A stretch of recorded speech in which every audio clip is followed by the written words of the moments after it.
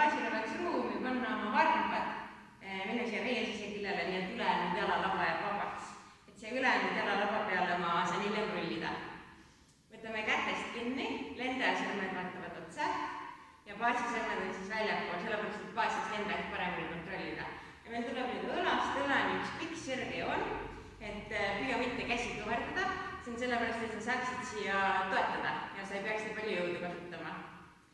Ülesse me läheme siit niiviisi, et me hingame koos sisse ja välja hingates lendaja hüppab, niimoodi, et põlved liikuvad õla suunas ja baas sirutab jalad. Valmis? Jõudsime siia poole peale ülesse, Risto jätab jalad kõverdatuks ja siis mina poimin oma jalad ümber tema jalgade, niimoodi, et varbad jõuavad sääre taha. Hoian varvastega tugevalt kinni, siis ma saan siit tõsta ennast üles ja sirutada selja ja oodata, kuni mu baas mu nagu liftiga üles viib. Ja asja teeb oluliseks lihtsamalt see, kui see, kes maas läheb, mõtleb, et ta jalad on puusude kohal. Tähendab, mina olen tema puusude kohal, et minu raskus läheb läbi tema jalgade maa sisse, et ta ei pea seda lihastega hoidma oma näo kohal või tagapool. Ja kui siin on võimalik, kui sa tunned, et see liiga palju ei värise, tundub turvaline, siis ettevaatlikult põimin ühe jala lahti, sirutan, võib-olla lähen kätega selles suunas, seda nimetatakse ninjadrooniks.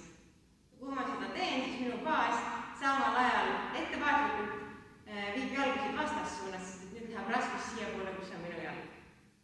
Kui on võimalik, rahulikult vabastan, lähen samamoodi teisele poole. Ja mida aeglasemalt lendaja liigub, seda lihtsam on siin baasil seda asendit hoida. Ja kui sul on kodus veel inimesi, siis lisainimene võiks seista siin selja taga, vaadata, et lendaja kukub selja taha või siis olla siin külje pealt, saaksid tast käest kinni hoida, toetada tema peale kui vaja. Ja ükskõik millisel hetkel tunned, et nüüd on piisav, siis võlgusõna on alla, et ilma pikema jututa siis annab üksteisele märku, et alla ja tulete turvalist tehti alla ja siis räägite alles, et miks te alla tahtsite tulla. Nii, alla minemiseks siis me ühendame käed, mina jälle toetan tema käte peale, käed on meil sirgu, siis põimin jalad lahti